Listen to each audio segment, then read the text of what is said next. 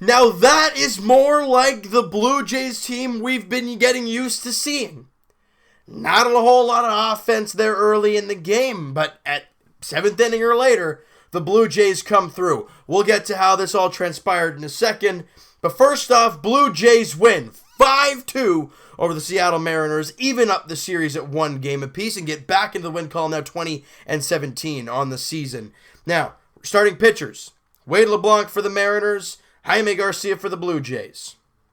Jaime Garcia, look, his line does not look all that bad. 5 innings, 3 hits, 2 runs, only 1 was earned, 5 walks, which is awful, and 3 strikeouts. But he was flirting with danger in just about every single inning. He had a lot of trouble finding his command, obviously with 5 walks, and he got in a lot of hairy situations, but he was able to kind of minimize the damage. In the very first inning, however, though, Gene Segura doubled to left, and D. Gordon came in to score on the play, and it's 1-0 Mariners like that. 3rd inning, Mitch Haniger hits a ground rule double to center field. Gene Segura comes in to score, and it's 2-0. So Garcia is really struggling, but it's only 2-0, which is kind of crazy. Bottom of the 4th inning on an inside pitch, on an 0-2 pitch, Teoscar Hernandez barrels it up and drills it to kind of like left center, and it's gone. I mean, that was a big shot for Teoscar Hernandez, his 6th home run of the year. He's been struggling as of late. He needed that. He also had a big night of his own. He was 3 for 4 in the ball game as well, boosting his average up to 267. Great to see there.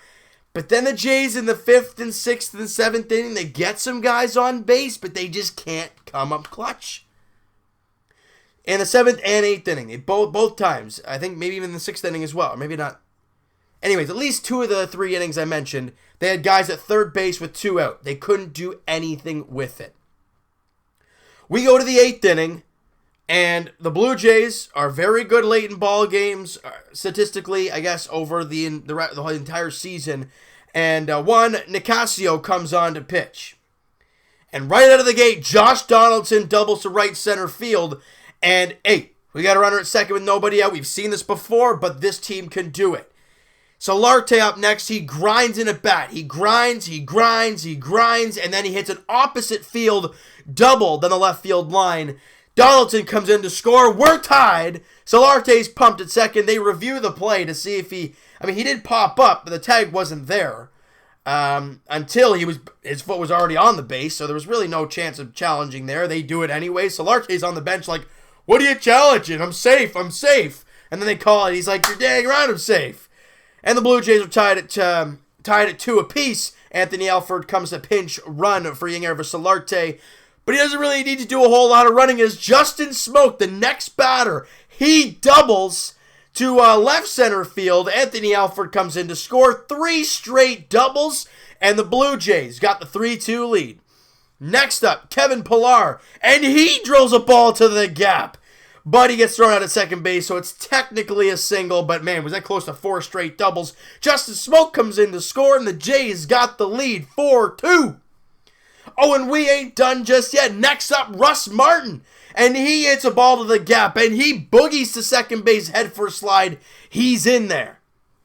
So 3 doubles, 4 doubles? No, technically, it's 3 doubles in the inning so far for the Blue Jays.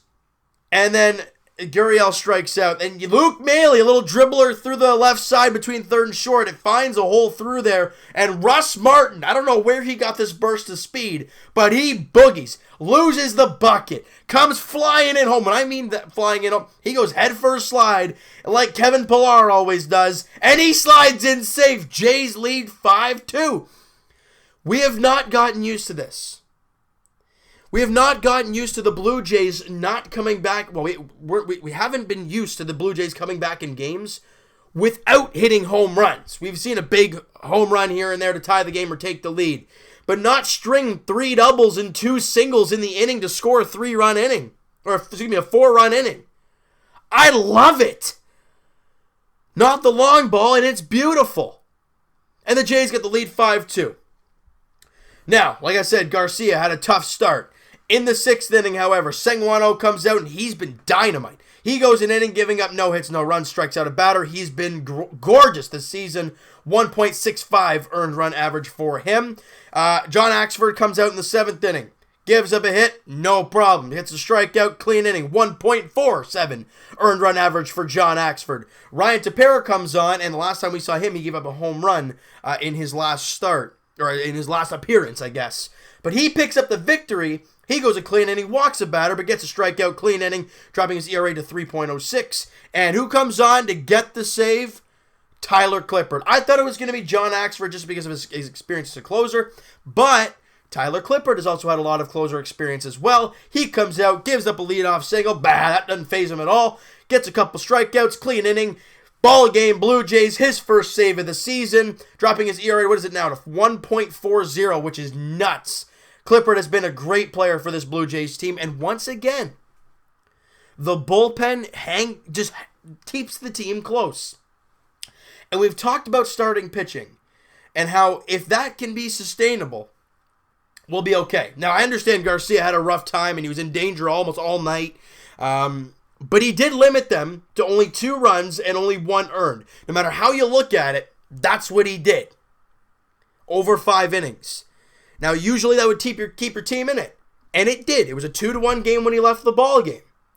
But this bullpen has been so good and so locked down. They come out and they do their thing, and at some point the Jays finally get some hits with runners in scoring position. Going into that inning, the Jays were 0 for 7, I think it was, with runners in scoring position. That's awful. And then they can't stop hitting with runners in scoring position in that inning. It's great to see, though. It tells me their confidence is not there. They're not quitting. And that's what we did not see last season. This team quit when they were down a run or 2 late in ball games. Maybe not all the time, but most of the time that's what it looked like to all of us. I'm proud of these guys for getting the victory today, but it's 1 game. After getting no hit the day before, you put in 12 today. I understand that 5 of the 12 hits were in that 8th inning, but it's not when you get them. Or it's not how many you get, it's when you get them and how efficient are you. And the Jays were good today. I'm happy for that. And then the finale goes tomorrow. J.A Happ on the mound. He's looking for a little bit of a rebound start after his last one. Wasn't too bad, but wasn't J.A Happ-esque. He's facing Mike Leake with a 6.28 earned run average. The Jays look to take advantage of that, get the series win. That'll be great because, hey, you got the Boston Red Sox coming into town. Chris Sale in Game 1. We don't know Game 2 because David Price, we all know what happened to him. Pomeranz and Stroman go in Game 3, and then the Jays have an off day on Monday. All right, so you know what, guys? That is going to do it for this one. You guys enjoyed this video, and you guys enjoyed this game. Smack that like button. I do appreciate that. Hit the subscribe button if you guys have not already. Comment down below. What'd you guys think of this game? Who's your MVP in this one? I want to hear everything you guys have to say because there's lots of guys you could choose from. Teoscar Hernandez was 3 for 4. Maley was 2 for 4. Pilar was 2 for 4. You could say the bullpen as a whole.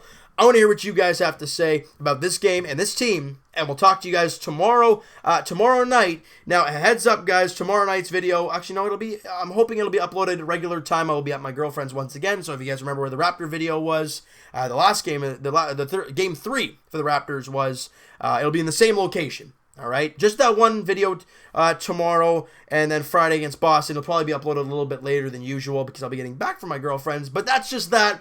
It'll be uploaded the normal time, hopefully on Friday. But tomorrow, the Jays look for the series win. All right, as J.A Happ takes the mound, 4-2 with a 3.67 earned run average against right-hander Mike Leake for the Seattle Mariners. 7:07 first pitch at the Rogers Center. We'll talk to you guys then.